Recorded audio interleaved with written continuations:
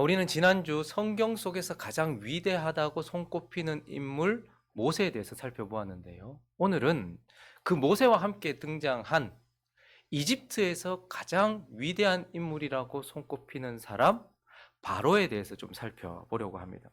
바로는 사람의 이름이 아니고 이집트 왕을 가리키는 칭호입니다. 이 바로는 모세 이야기에서 큰 비중을 차지하고 있죠.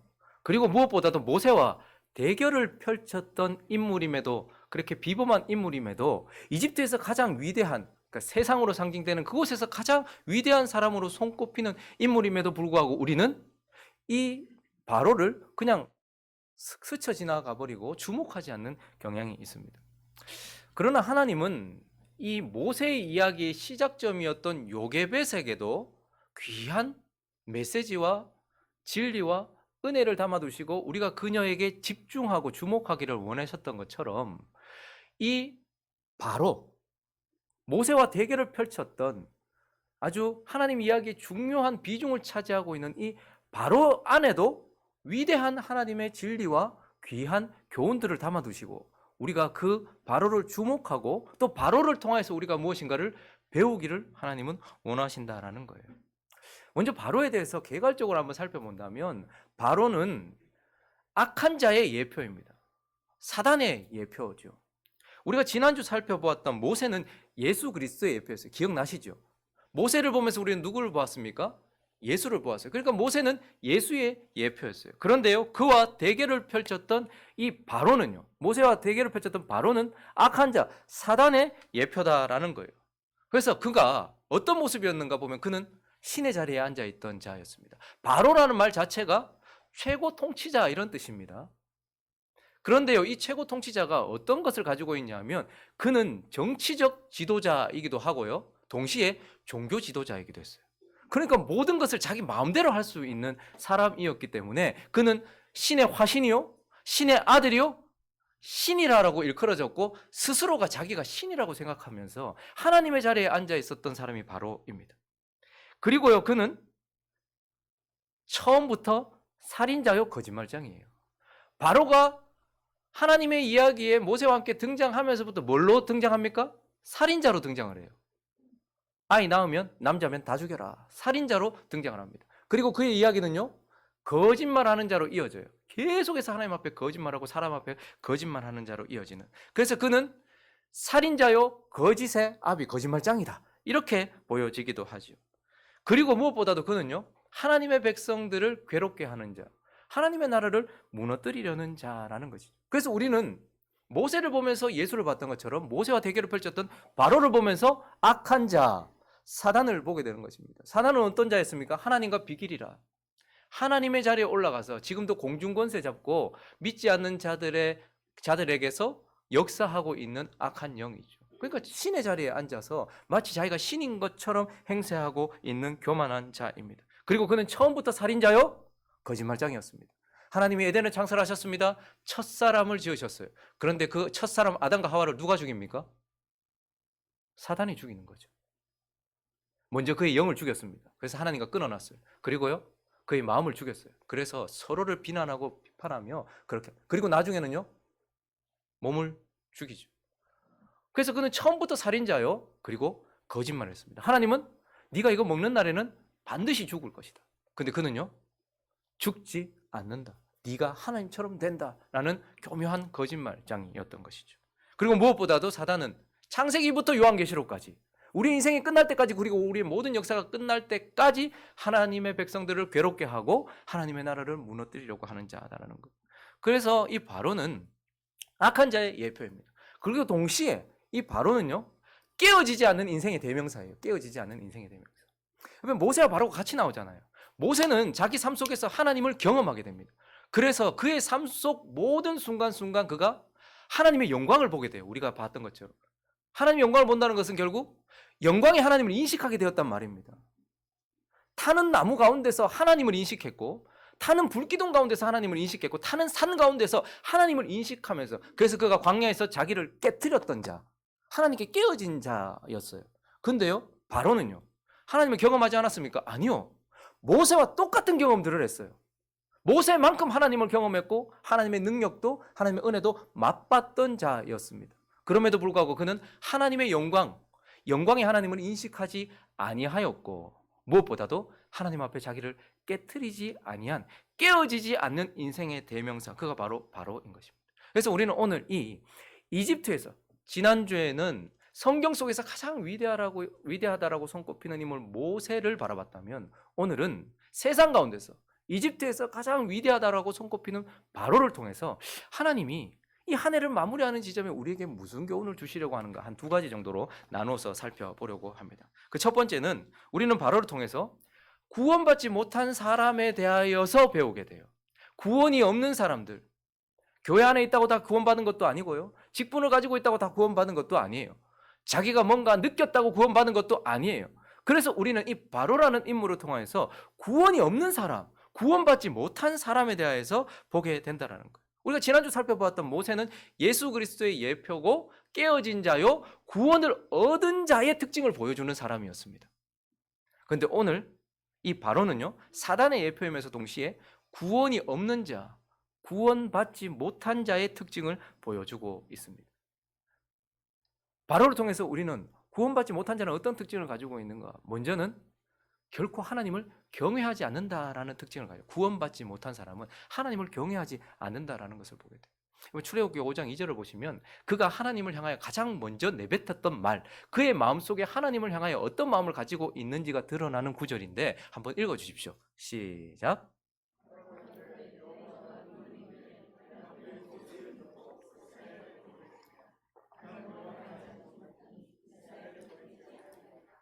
이 구절은 바로가 하나님을 향하여 가장 먼저 내뱉었던 말이면서 동시에 인간이 할 수 있는 가장 악한 말입니다. 무슨 말이에요? 하나님이 누구? 여호와가 누구? 이렇게 말했던 것이죠. 하나님에 의하여 창조되어서 이 땅에 있게 되었고, 하나님에 의하여 지금도 살아가고 있고, 하나님이 주신 것 안에서 하나님이 주신 것으로 누리면서 하나님이 주신 자리에서 살아가고 있는 바로였지만 그는 여호와가 누구라고 말하면서 하나님을 경외하지 않았어요. 그래서 그의 모습은 하나님이 그에게 역사하지 않는 것 같은 상황 속에서는 하나님을 무시하면서 삽니다. 뭐 하나님께 특별히 잘못하는 건 없어요. 그러나 아예 하나님을 무시해요. 마치 하나님이 없는 것처럼 살아갑니다. 하나님을 무시하고 하나님을 인식하지 않은 채 살아가요. 근데 많은 사람들이 그렇게 살아가요. 그러면서도 이것이 하나님 앞에 얼마나 큰 죄인지 인식하지 않습니다. 내가 뭐 하나님께 뭘 잘못했는데? 나는 내 인생 내가 산다. 나를 믿고 내 생각대로 내 인생 내가 뭐 남한테 피해를 끼치나 뭘 했노? 바로는 그렇게 하나님을 무시한 채 하나님과 상관없이 마치 하나님이 아니 계신 것처럼 자신의 삶을 살았어요. 그런데요, 어느 순간 하나님이 자신의 주권을 나타내시는 손짓들이 있기 시작했을 때부터는 이제 어떻게 되는 거예요? 하나님을 향하여 대적하기 시작합니다. 적극적으로 대적해요. 그래서 하나님을 경외하지 않는 사람은요, 남한테 피해를 끼치지 않는 사람이 아니라 하나님 무시하고 하나님 없는 것처럼 그렇게 살아가는 사람이요, 동시에 하나님이 주권을 우리 인생 가운데 행사하시기 시작할 때면 적극적으로 대적하는 삶을 살아간다라는 거예요. 그래서 구원받지 못한 사람, 교회에 있든지 직분이 있든지 간에 구원이 없는 사람이 있어요. 구원 없는 사람은 결코 하나님을 경외하지 않습니다. 하나님 무슨 말 해도, 여러분 하나님이 직접 여러분들에게 직통 계시를 주시는 적이 있습니까? 성경에는 그런 경우들이 많이 있었어요. 그리고 지금도 성령의 감동을 통하여서 어떤 걸 느낄 수 있겠죠. 그러나 하나님은 일반적으로 이제 성경을 통하여, 그리고 하나님이 세우신 사람을 통하여, 상황을 통하여 성령의 감동으로 그것을 깨닫게 하세요. 그런데요, 하나님 말씀하셔도 우리는 무시하면서 살아요. 하루를 살아도, 한 주를 살아도, 한 달을 살아도, 1년을 살아도 하나님이 뭐라고 말씀하셨는지 상관도 없고, 내가 하는 이 행동이 하나님께 어떤 것을 끼칠까에 대해서 전혀 인식하지 않지, 그냥 그게 제일 무서운 거예요. 하나님께 적극적으로 대적하는 것보다 하나님을 무시하는 게 더 무서운 거예요. 차라리 저한테 욕을 하는 사람이 낫지, 아예 저 누구? 김용희 누구? 이건 더 큰 죄 아닙니까? 구원받지 못한 인생, 구원이 없는 인생은 하나님을 경외하지 않는다라는 특징을 가지고 있어요. 그리고 또 하나, 구원이 없는 인생의 특징을 바로를 통해서 우리는 보게 되는데, 그 두 번째가 무엇인가 하면 결코 하나님께 회개하지 않는다라는 거. 회개하지 않는다라는 거. 구원받지 못한 사람의 특징 중에 특징이 바로 회개가 없다라는 거예요. 그래서 결국 그의 인생 마지막에 하나님께 어떤 말을 듣게 되는가? 출애굽기 10장 가볼까요? 3절을 보시면 결국 이런 말을 우리가 오늘 읽었던 말씀이죠. 읽어주십시오. 시작.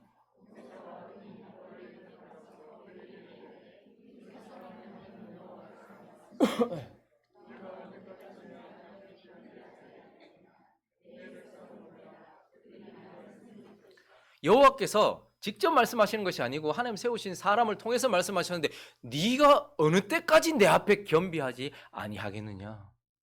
언제까지 깨어지지 않을 것이며 언제까지 돌아서지 않을 것이며 언제까지 바뀌지 않을 것이냐라고 하나님께 결국 이 말을 듣고 그의 인생을 마무리할 자, 결코 회개하지 않는 자, 그게 바로 바로의 특징이었다라는 거예요. 바로는요, 하나님께서 그의 인생을 바꾸시려고, 그를 깨뜨리시고 하나님께 돌이키게 하시려고 하나님께서 주신 큰 징계와 고난 가운데서도 결코 자기를 바꾸지 않았습니다. 우리가 아는 것처럼 이집트에 10가지 재앙이 내립니다. 한 번에 하셔도 될 하나님이 그렇게 아니하시고 그에게 10가지 재앙을 해요. 그러니까 하나하나 다 부수시는 거예요. 첫 번째 재앙이 뭐였습니까? 나일강이 피로 물들었어요. 그리고요, 우리 삶 속에 그들이 의지했던 막 의약 같은 그런 것들을 상징하는 개구리가 올라왔어요. 그리고요, 그리고요, 파리, 그리고요, 동물들에게 악질, 독종, 그리고요, 우박, 메뚜기, 아예 하늘을 닫으셨어요. 흑암, 그리고 마지막에는요, 처음 난 자 다 죽였어요. 여러분, 이건 우리 인생에 차츰 여러분, 암도 0기, 1기, 2기, 3기, 4기가 있고요. 뭐 우울증에도 어떤 단계들이 있고요. 우리 삶 속에 무너지는 것도요, 한순간에 무너지지만 그러나 차츰 무너져요. 근데 하나님께서 다 보이도록. 왜요? 돌이키시려고, 바꾸시려고. 그래서 세상 사람들은 몰라도 하나님은 하나님께서 주목하시는 사람에게 그렇게 하시더라는 거예요. 근데 그 왜 그렇게 하시냐? 바꾸시려고 그렇게 하는데 이 많은 것 가운데서 내가 가지고 있던 거 다 잃어감에도 불구하고 그 큰 징계 가운데서도 결코 깨어지지도 돌이키지도 회개하지도 않았다라는 거예요. 바로는. 그리고 바로는 더 무서운 점이 뭐죠? 그 큰 징계 가운데서도 자기를 돌이키지 않았지만 큰 은혜, 큰 자비, 큰 하나님의 사랑 가운데서도 결코 자기 자신을 돌이키지 않았어요. 여러분, 사실 하나님께서 모세와 아론을 보내실 때요, 처음부터 내 10가지 재앙 줄 거다 이렇게 얘기 안 하셨습니다. 출애굽기 4장에 가보시면 하나님께서 처음에 뭐라고 말씀하셨냐면 22절을 보면 너는 바로에게 이르기를 여호와의 말씀에 이스라엘 내 장자다. 그래서요, 내가 내게 이르기를 내 아들을 보내주어 나를 섬기게 해라 하여도 네가 보내주기를 거절하니 내가 네 아들 내 장자를 죽이리라 하셨다. 그러니까 첫 판부터 하나님 뭐 생각하신 거예요? 장자의 죽음을 생각하셨던 거예요. 내가 네 아들 죽일 거다. 이집트에 있는 모든 첫째 난 것들 다 죽일 거다. 이게 하나님의 처음 말씀이었어요. 그런데 하나님 그렇게 하셨어요, 안 하셨어요? 우리도 마찬가지잖아. 김예아 말 안 들어? 셋만에 해. 셋. 그렇게 하지 바로 팍 때리는 사람이 어디 있습니까? 둘, 하나 하는데도 버티면 뭐하죠? 하나 반, 막 없는 숫자가 막 나요. 반에 반까지 나와요. 하나님이 내가 네 장자 죽일 거다, 네 아들 죽일 거다 말씀하셨어요. 처음부터 그게 하나님 뜻이었어요. 그런데 하나님 어떻게 하십니까? 나일강부터 피로 물들이셨어요. 얼마나 충격이었겠습니까? 그런데도 불구하고 하나님이 이렇게 자비를 베푸셔서 돌아올 수 있는 기회를 어마어마하게 주셨어요. 이건 정말 하나님의 오래 참으심입니다. 거기다가요, 중간중간에 하나님께서 어떻게 하세요? 바로가 이거 좀 치워도 하나님께서 큰 자비와 바로의 말에 응답하셔서 움직이시는 은혜를 주셨어요. 그래서 하나님께서 그거 하나하나 제거해 주시는 은혜도 맛봤단 말입니다. 그러니까 그렇게 큰 은혜를 받았단 말이죠. 오래 참으심 가운데 하나님 주시는 은혜가 있었어요. 그럼에도 불구하고 바로는 큰 징계 가운데서도 큰 하나님의 자비와 사랑 가운데서도 돌아오지 않았어요. 따사로운 햇살이 꽝꽝 꽁꽁 얼어붙은 얼음에, 그리고 눈 위에 내리쬐면 눈과 얼음은 사르르 녹아버려요. 그런데요, 진흙에 그 햇살이 내리쬐면 더 딱딱해지듯 이 바로는 하나님의 은혜를 받으면 받을수록 더 완강해지고 딱딱해져서 회개하지 않았다라는 것을 보게 돼요.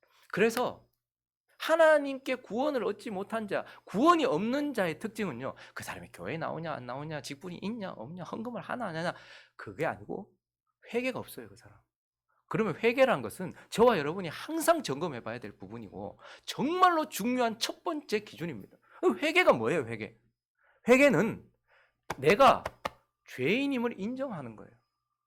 진짜 내가 죄인이라는 거, 내가 죽을 수밖에 없는 죄인이고 난 죽어 마땅한 죄인이라는 것을 인정한 적이 있냐라는 것을 점검해 봐야 돼요. 내가 진짜 하나님께 죄인이라고. 여러분, 우리는 내가 연약하다는 것도 인정해 봤을 겁니다. 이 내 실수 때문에 이렇게 됐다는 것도 인정해 봤을 것입니다. 내 몸이 병들었다는 것도 인정해 보셨을 것이고, 내가 지금 정상이 아니라는 것도 인정해 보셨을 거예요. 그리고 나는 이거 할 수 없다는 것도 인정해 보셨을지 모르겠어요. 그러나 내가 죽을 죄인입니다라는 것을 진짜 인정해 본 적이 있으십니까? 내가 하나님 앞에 감히 얼굴을 들지 못하고, 나는 정말 죽을 죄인입니다. 나는 소망 없어요. 하나님 어떻게 하시든 나는 달게 받을 수밖에 없는 죄인입니다라고 눈물을 쏟으며 하나님 앞에 엎드려 본 적이 있냔 말입니다. 많은 사람들이 자신의 연약함도 인정하고요, 자신의 실수도 인정해요. 그리고 내가 하나님 참 좋으신 분이라는 것도 인정해요. 그리고 내가 참 부족한 사람이 인정해요. 그러나 나는 정말 죄인입니다라는 것을 인정한 적이 있습니까? 회개는 내가 죄인이라는 것을 인정하는 겁니다. 그리고요, 그런 상태에서 예수를 만나되 예수를 그리스도로 만나는 것, 그게 바로 회개예요. 많은 사람들이 예수님 당시에도 마찬가지로 예수님 많이 만났어요. 어떤 사람은 치료의 예수님을 만났습니다. 치료의 예수, 치료해 주시는 예수님. 그리고 500년의 기적을 맛보거나 축복을 주신 분들 많잖아요. 그래서 축복의 예수님도 만나봤어요.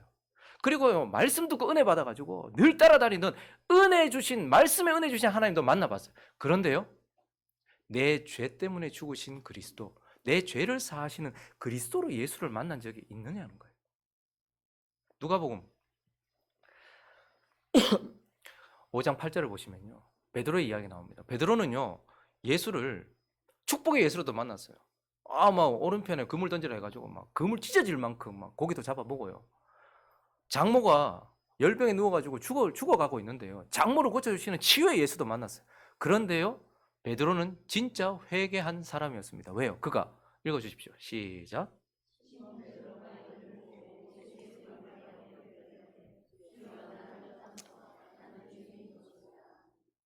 베드로는 축복의 예수를, 그리고 치료의 예수를, 말씀에 은혜 주시는 예수가 아니라 죄인 된 나의 죄 때문에 죽으시는 예수, 그리고 나를 심판하실 예수, 그리스도로 예수를 만났던 거예요. 진짜 회개는 내가 죄인임을 인정하고 예수를 그리스도로 만나는 것입니다. 그리고 진짜 회개는요, 돌아서는 거예요. 삶이 바뀌는 거예요. 죄를 떠나는 거예요. 이전의 삶에서 바뀌는 거예요. 그게 진짜 회개입니다. 바로도 보면 회개한 것처럼 보일 때가 있거든요. 출애굽기 9장 27절을 보시면 읽어주십시오. 시작.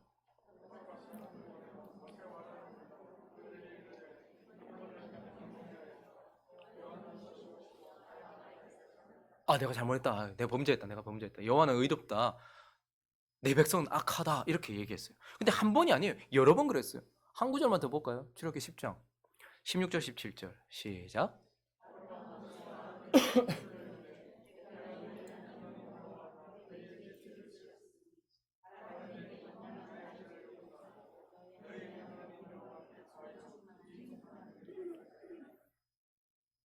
이거 진짜 회개입니까? 회개의 요소죠. 이게 있어야 돼요. 그런데요, 이게 왜 진짜 회개가 아닙니까? 말에서 삶으로 이어지지 않았기 때문에. 지, 정, 의, 삶까지 가야 되는 거예요. 근데 말로만 그런 거예요. 삶으로는 이어지죠. 근데 저 구절 읽으면서 여러분 어떤 생각 하셨어요? 요즘도 그런데 저건 내 대사인데 힘들고 어렵기만 하면 하나님 잘못했습니다. 이것만 고쳐주시면 내가 다시는 안 그럴게요. 부인한테도 말 얘기했을걸요. 각 썼어. 다음부터 안 하겠습니다. 남편한테도 그랬을걸요. 자녀들한테도 그랬을걸요. 내가 다시는 안 갈게. 내가 인지 와서 영화를 보겠다. 내가 안 갈게. 하나님 앞에 똑같이 그렇게 해요. 하나님 잘못했습니다. 다시는 안 갈게요. 근데 말은 있었는데 삶의 변화는 없어요. 이거 회개 아닙니다. 그리고요, 나를 바꾸지 않았고 상황을 바꾸기 위한 술책이었어요. 지금 내가 너무 힘드니까 뭐라도 잡는 심정으로 그렇게 한 거예요. 그러니까 회개는 내가 죄인임을 인정하고 예수를 그리스도로 만나서 내 삶이 진짜로 바뀌는 것을 회개라고 하는 것입니다. 그런데 구원받지 못한 사람은 교회에 40년을 다니든 50년을 다니든 그가 평생을 모태신앙으로 태어나서 그냥 그렇게 죽었다 할지라도 하나님 앞에 이런 회개가 없다면 그는 구원받지 못한 사람이에요. 그리고 또 하나, 구원받지 못한 사람의 또 큰 특징이, 첫 번째는 아까 뭐였다고 얘기했습니까? 저라? 뭐라고요? 하나님 무시하는 사람들, 경외하지 않는 사람. 두 번째는요, 하나님께 회개가 없는 사람.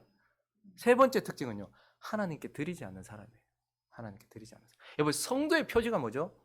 성도의 표지는요, 받은 흔적, 하나님께 받은 흔적이 가득한 사람이 성도의 표지예요. 내가 잘나서, 내가 잘해서가 아니고 그냥 정말 하나님 앞에 받아서 누린 사람, 그런 흔적들이 있는 게 성도의 표지. 근데 진정한 성도의 표지는요, 하나님께 드린 흔적들이 중간중간에 그리고 때때로 있는 거.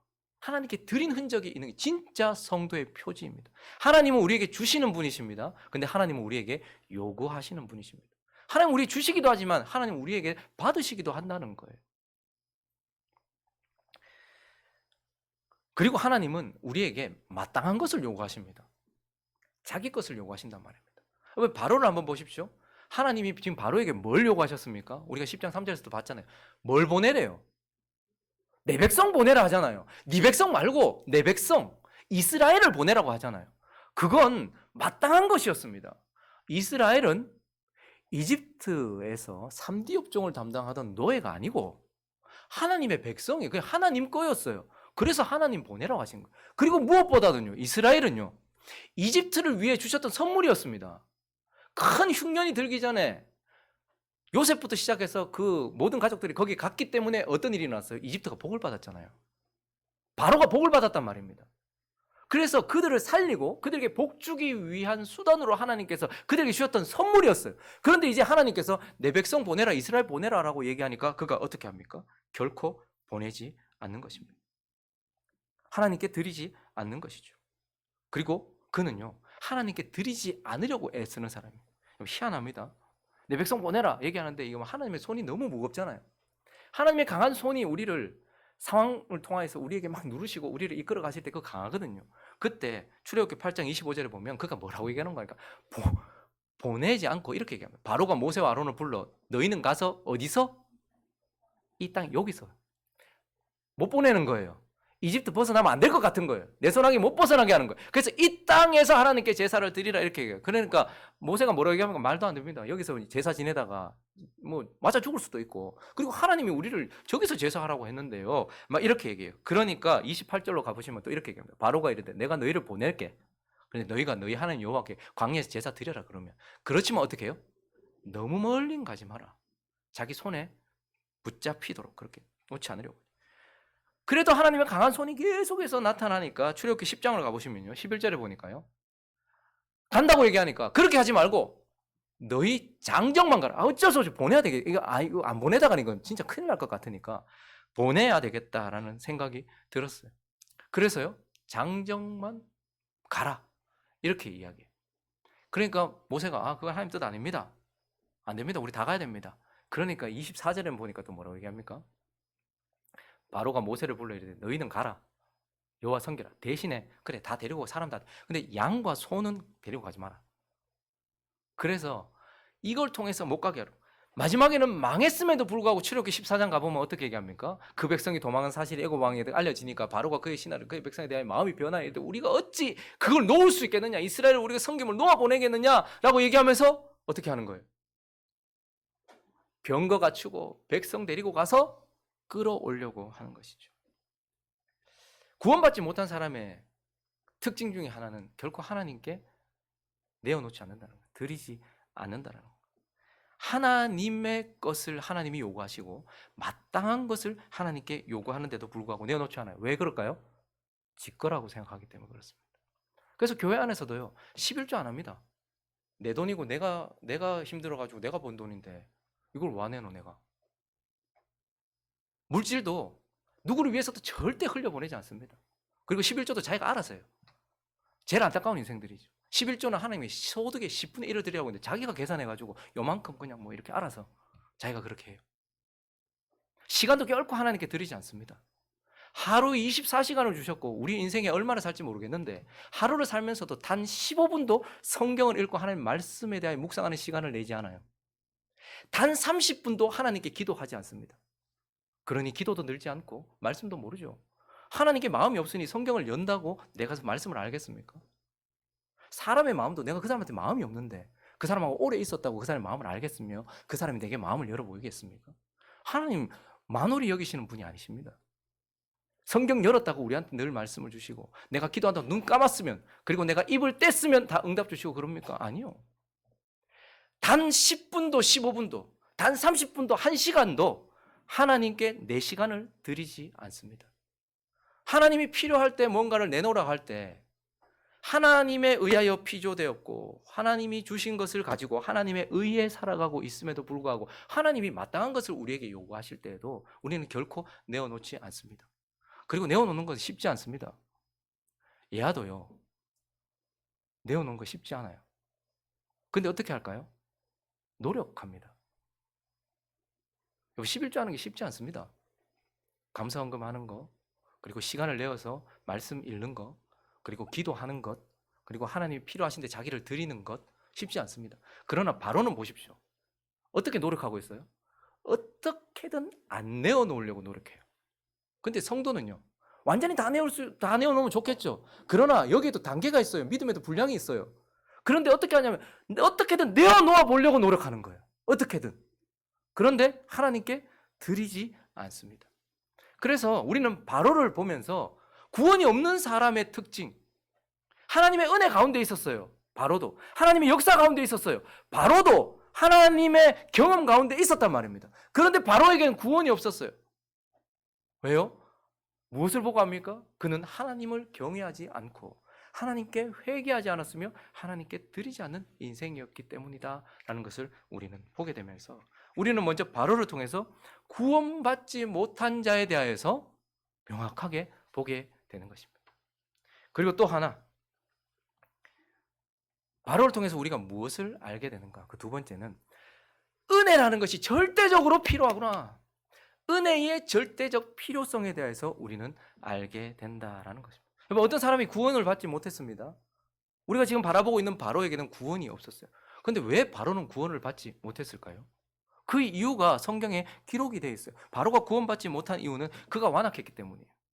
출애굽기 7장 13절, 14절을 보면요. 그러나 바로의 마음이 어떻게 했다? 완악했다. 그가 악했기 때문이에요. 그 마음이 완악했기 때문이다. 14절도 똑같이 얘기합니다. 여호와께서 모세에게 이르시되 바로의 마음이 완강하다. 길들여지지 않는다. 깨어지지 않는 자. 자기가 주인이다. 자기 멋대로 한다. 바로의 마음이 악하기 때문이다. 출애굽기 8장 15절도 얘기합니다. 그러나 바로가 숨을 쉴 수 있게 됨을 보았을 때에 그의 마음을 완강하게 했다. 또 좀 깨질 뻔했는데 어떻게 해요? 또 다시 완강하게 했다. 자기 마음을 강팍하게 했다. 이렇게 얘기합니다. 출애굽기 9장도 가보시면요. 7절에 보니까 바로가 사람을 보내어 본 적 이스라엘 가축은 하나도 죽지 아니하였다. 그러나 마음이 완강했다. 딱딱했다. 굳어 있었다. 35절도요. 바로의 마음이 완악했다. 이렇게 얘기합니다. 악하기도 하고 굳어 있기도 해요. 그래서 이런 사람들은 누구의 말도 잘 안 들어요. 자기가 그냥 다 아는 거야. 그냥 악하기도 해요. 그리고요. 딱딱하기도 해요. 그가 마음이 완강하고 완악했기 때문에 그가 구원을 얻지 못했어요. 근데 또 하나 바로가 구원을 얻지 못한 이유는요. 그가 완악했기 때문이고 그가 무능했기 때문이에요. 무능했다. 여러분 사실 그 당시의 사람들에게 바로라는 사람에게 무능이라는 단어를 들이대면 다 웃었을 거예요. 왜요? 바로는 전능의 단어가 어울린다고 생각했을 거예요. 사람 하나 죽이고 살리고 나라 하나 없애고 세우는 거 그거 일도 아니었거든요. 바로가 모든 거 다 할 수 있는 것처럼 보였어요. 그러나 바로는 어떤 사람이었습니까? 출애굽기 10장 7절 보십시오. 읽어주십시오. 시작.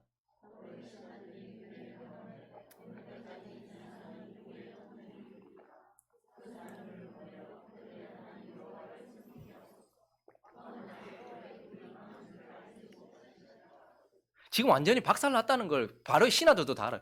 이대로 하다가는 끝났어. 이미 망했는데 여기서까지 계속 버티면 안 됩니다라고 말하면서 망했다라고 얘기해요. 그 당신 우리도 보는데 그거 못 봅니까? 라고 얘기해요. 근데 바로가 무능해서 어떻습니까? 자기 자신을 이런 상태가 되어도 돌이킬 능력이 없는 거예요.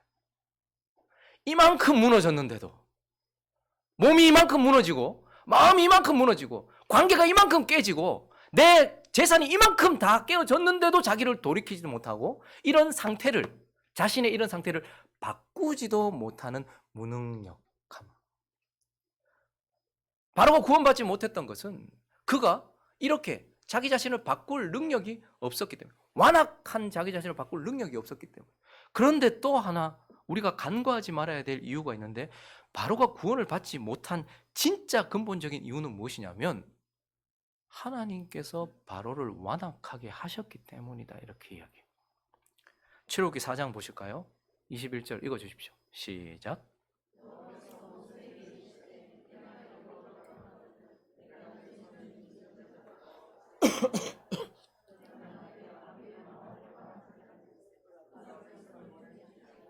이 구절은 바로가 완악했다라고 말하지 않고 하나님이 바로를 완악하게 하셨다라고 이렇게, 한 구절만 더 확인해 볼까요? 출애굽기 7장 가볼까요?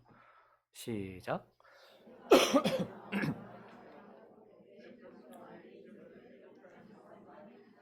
누가 완악하게 했대요? 하나님이 완악하게 하셨다라고 말하고 있어요. 그래서 그가 구원받지 못한 이유는요, 하나님께서 그를 완악하게 하셨기 때문이다, 이렇게 말해요. 그러나 이 말을 오해해서는 안 됩니다. 이 말은 하나님이 바로에게 뭘 덧붙여서 그가 악하게 되도록 만드셨다는 것이 아니고, 하나님께서 바로를 그 완악한 마음에 내버려 두셨다는 거예요. 아무것도 하지 않고 내버려 두셨다라는 것을 말하고 있는 거예요. 그래서 로마서 1장 21절부터 보시면 하나님을 알되 하나님을 영화롭게도 감사하지도 그 생각이 허망해지면 미련한 마음이 어두워진 사람들에게 대하여 스스로 지혜 있다나 어리석게 되어 썩어지지 아니하는 하나님의 영광, 썩어질 사람과 새와 짐승과 기어다니는 동물의 우상으로 바꾸었어요.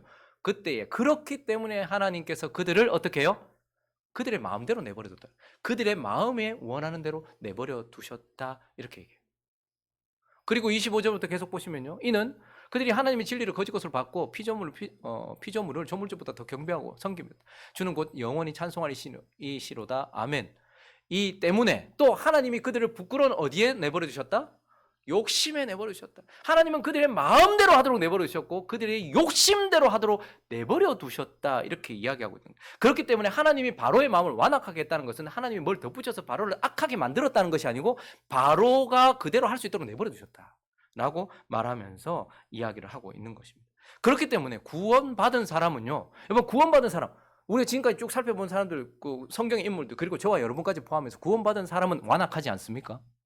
내가 보기 많이 완악하던데, 조금만 막 마음에 안 맞고 막 고마 막 신경질 내보고 이 경상도 사람은 마로 다 끝나잖아요. 오늘 막 고마 막 시간이 막 확 막 이런 마로 다 끝내버리고. 완악하던데, 우리도 다 완악하던데. 야곱은 완악하지 않습니까? 아주 완악했습니다. 그러면 저와 여러분이나 야곱은 능력이 있었습니까? 우리 스스로를 바꾸고 변화시키며 뭐 그런 능력이 있었습니까? 우리도 무능했어요. 그런데 왜 저와 여러분과 뭐 야곱 같은 사람은 구원을 받았어요? 한 가지예요. 하나님이 그냥 내버려 두시지 않은 거예요. 우리 마음대로 되도록 내버려 두시지 않은 거예요. 우리 욕심대로 되도록 내버려 두지 않고 간섭하기 시작하셨다는 거예요. 근데 바로는요, 완악했습니다. 무능력했어요. 근데 하나님은요, 바로는 네 마음대로 하도록, 네 욕심대로 하도록 내버려 두셨다라는 것을 우리는 보게 되는 것입니다. 그러므로 우리는 바로를 통해서 뭘 깨닫게 되는가? 은혜가 절대적으로 필요하구나. 하나님이 우리를 내버려 두시지 않는 은혜, 하나님이 우리에게 주시는 은혜. 바로나 모세가 다른 점은 딱 하나, 바로는 하나님이 그냥 내버려 두셨고 모세는 하나님이 내버려 두시지 않았고, 바로에게는 은혜가 없었고 은혜를 헛되이 받았고 모세는 은혜를 받았구나라는 것을 우리는 보면서 구원받은 자와 구원받지 않은 자, 그리고 축복받은 자와 그렇지 않은 자, 이 모든 것들을 통틀어서 우리가 한 가지 바로를 통해서 깨닫게 되는 것은, 진짜 우리에게 가장 필요한 것은 돈도 아니고 건강도 아니라 은혜구나라는 것을 보게 되는 것입니다. 그래서 우리에게는요, 하나님이 주시는 주어지는 은혜가 필요해요. 주어지는 은혜, 절대적으로 주어지는, 그냥 이건 그냥 하나님 주시는 은혜예요. 그래서 구원받은 사람의 표지요, 그리고 반드시 우리가 가지고 있어야 되는 것을 두 가지 뽑으라고 한다면, 구원받은 자, 이 사람 구원받았다라는 것을 알려주고, 그리고 구원받은 자가 반드시 가지고 있어야 될 것이 두 가지라고 한다면 회개와 믿음일 겁니다.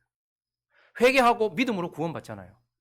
근데요, 이 회개와 믿음조차도 주어지는 것이라고 성경은 말합니다. 사도행전 가볼까요? 11장 18절 시작.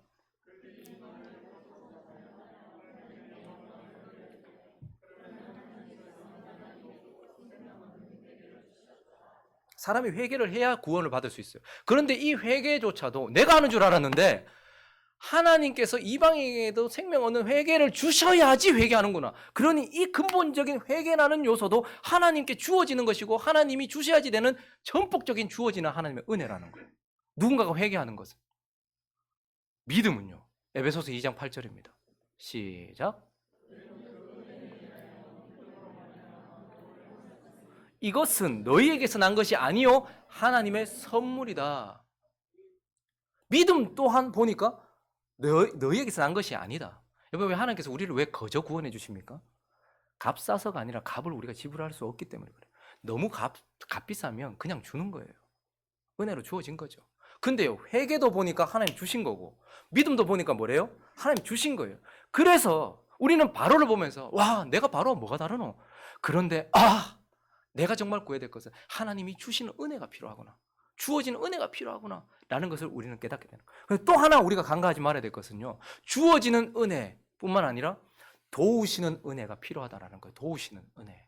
여러분, 우리 은혜 하면 하나님 주시는 거니까 자꾸 자기 자신과 나의 노력과 나의 의무와 책임과 또 나라는 것을 배제시키고 그거 주셔야 되니까 라고 수동적으로 바뀌고 자기를 배제시키는 경향이 있어요. 그런데 놀랍게도요, 마태복음 4장을 가보실까요? 17절을 읽어보겠습니다. 시작.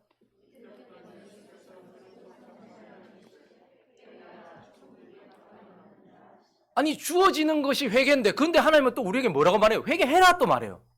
주님이 주셔야 되는 건데 회개해라 이렇게 말해요.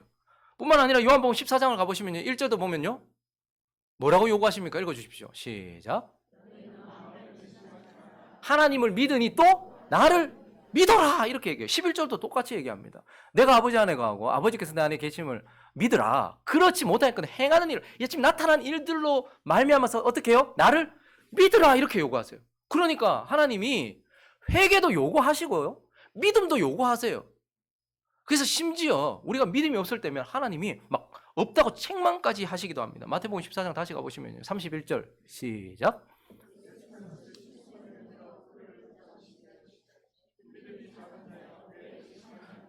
믿음이 작다고 의심했다고 책망까지 하시면서 믿음 없음에 대해서 하나님께서 책망하고 요구하고 계시다라는 것을 우리는 보게 됩니다. 그러므로 우리가 기억해야 될 것이 있어요. 하나님 우리에게 은혜를 주십니다. 이거 주어지는 은혜예요.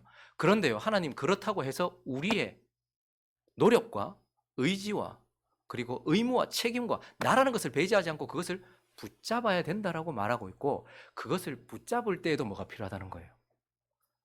도우시는 하나님의 은혜가 필요하다라는 거예요. 그래서 내가 회개하겠습니다. 회개할 수 있도록 은혜를 주옵소서. 나를 배제하지 않는다는 거예요. 내가 주를 믿겠습니다. 내가 주를 믿습니다. 나의 믿음 없음을 도와주옵소서 라고 외쳤던 것처럼, 그래서 우리는 주어지는 은혜가 필요해요. 그래서요, 하늘은 무능한 자를 도우십니다. 근데 또한 은혜를 주실 때 우리는 그걸 붙들어야 되고요, 우리의 책임이 거기 들어가요.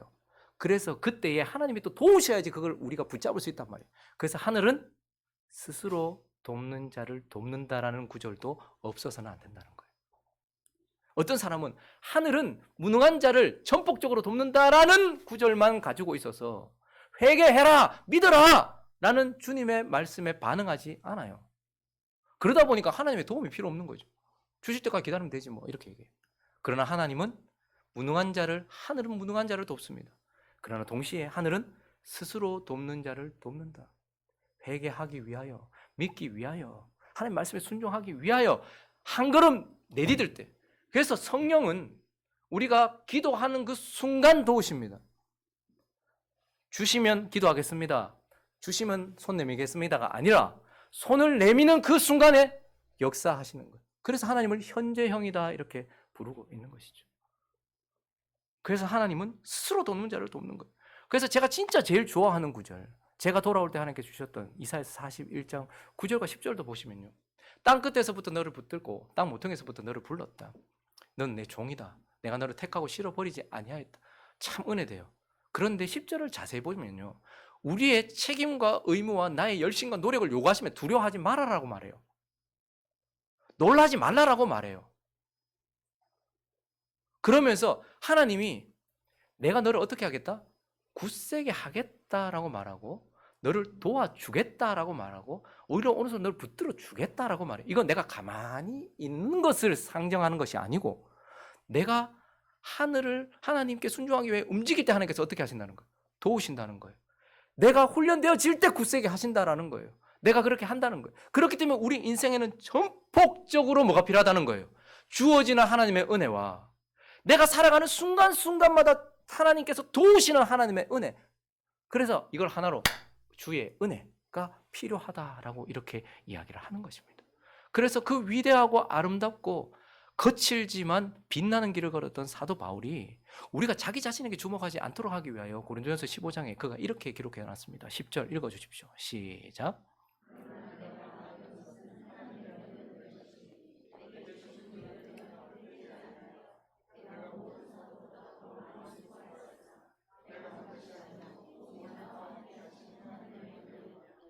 나의 나된 것은 주어진 하나님의 은혜로 된 거예요. 그런데요, 내가 아무것도 그래서 안 하고 있었던 것이 아니고 더 많이 수고했어요. 근데 이 모든 일은 나의 수고에 하나님의 은혜가 역사했기 때문에, 내가 헛되이 은혜를 받지 않았기 때문에 되어진 것이기에 결국 나는 은혜로 산 자다. 주어지는 하나님의 은혜와 도우시는 하나님의 은혜로 살았다. 그러므로 내 길을 보면서, 나를 보면서 나에게 주목하지 말아라. 나에게 주어진 하나님의 은혜를 주목하고, 나를 도우신, 이렇게 연약하고 부족한 나를 도우신 하나님의 은혜에 주목해라 라고 말하면서, 우리는 이 바로라는 인생을 보면서 참 불쌍한 인생이다가 아니라, 하나님의 은혜가 절대적으로 필요하구나라는 것을 깨닫게 되어지는 것입니다. 말씀을 정리하겠습니다. 그저께 병원에 갔는데요, 미루다가, 여러분도 그렇지 않아요? 미루다가 그 건강검진 받으러 갔어요. 병을 터져나가더라고요. 사람들이 얼마나 많은지, 내 위는 괜찮은지, 내 대장은 괜찮은지, 내 심장은 괜찮은지, 내 간은 괜찮은지, 한 해 마무리하기 전에 당뇨는 없는지, 고지혈은 얼마나 올라가고 내려갔는지, 혈압은 또 얼마나 올라갔는지. 제가 깜짝 놀랐어요. 혈압을 쟀는데 149가 나온 거예요. 이제는 주님이 고혈압을 주셨나? 모든 걸 다 높게 해주시네. 그러니까 그 간호사 또 한 번 더 재보시더라고. 근데 뭐 재보고 이만큼은 아닙니다. 뭐 괜찮을 것 같아요. 제가 지금 긴장해서 그래요. 제가 요즘에 상태가 안 좋아서 그래요. 막 그러면서 그랬거든요. 거기 전부 다 한 해를 마무리하기 전에 자기 자신을 점검해보고 고쳐야 될 부분이 있으면 고치고 하려고 거기 자기를 점검하잖아요. 우리 이제 한 해를 마무리하는 그 단계에 서 있어요. 그래서 우리도 한 해를 마무리하기 전에 우리 자신을 좀 점검했으면 좋겠어요. 그럼 우리는 좀 다른 영역을 점검해봤으면 좋겠어요. 오늘 바로라는 인물을 우리에게 들이매시면서 우리에게 말씀하시는 하나님 앞에 바로를 통해서 우리 자신을 좀 점검해봤으면 좋겠어요. 나는 정말 구원받은 인생 맞는가? 가장 근본적인 거. 나는 정말 구원받은 인생이 맞는가? 이걸 점검해봐야 되겠죠. 그래, 나는 하나님께 회개했고 하나님을 경외하려고 노력하고 그리고 하나님께 드리기 위해 애쓰고 있으니 난 구원받은 자다라고 여겨지신다면 오늘 하나님께 무한 감사하시기 바랍니다. 왜요? 그 이유는 하나님의 은혜 때문에 그렇기 때문입니다. 하나님이 은혜 주셨기 때문에 내가 아멘이라고 말할 수 있기 때문인 거예요. 그런데 우리 다시 한번 바로를 바라보면서 우리 자신을 잘 점검해 보십시오. 나는 진짜 내가 죄인이라는 것을 깨달은 적이 있는가? 그리고 나는 진짜 그를 그리스도로 만난 적이 있는가? 내가 정말 죄인이라는 것을 깨닫고 내가 정말 그를 그리스도라고 인정하고, 그래서 내 삶은 정말 예수를 만나기 전과 후가 바뀌어서 말에서 그친 것이 아니라 삶으로 이어졌는가? 나 자신을 돌아봐야 돼. 나는 주를 경외하는가? 모세와 아론을 통해서 말하니까 바로가 얼마나 우스웠겠습니까? 연약하고 부족한 목사를 통해서, 주변에 있는 별것 아닌 성도들을 통해서 이렇게 말하니까 하나님의 말씀이 우습게 들릴지 모르겠지만 그 말씀을 하시는 하나님의 말씀에 나는 순종하면서 정말 하나님을 경외하면서 하나님을 인정하면서 하나님께 바르게 살아가고 있는가? 그를 경외하고 있는가? 그리고 나는 나 자신부터 시작해서 내 거 하나 없는 인생이 하나님께 드리며 살아가고 있는가? 나는 정말 구원이 있는 자 맞는가? 라고 점검해 봤을 때 떨리신다면 오늘 우리가 한 해를 마무리하기 전 우리가 내뱉어야 될 말은 바로 주여 은혜를 주옵소서입니다. 주여 내게 구원의 은혜를 주옵시고 내게 축복의 은혜를 주옵시고 나를 변화시킬 은혜를 주옵시고 하나님 나를 이끌어 가실 은혜를 주옵시고 주의 사람으로 살아갈 수 있는 은혜를 주옵소서라고 간구해야 된다라는 것입니다. 그러므로 오늘 한 해를 마무리하기 전 저와 여러분이 은혜를 감사했으면 좋겠고요. 은혜를 구하며 살아갔으면 좋겠습니다. 은혜로 살아가는 저와 여러분 되시기를 예수 그리스도의 이름으로 축원합니다.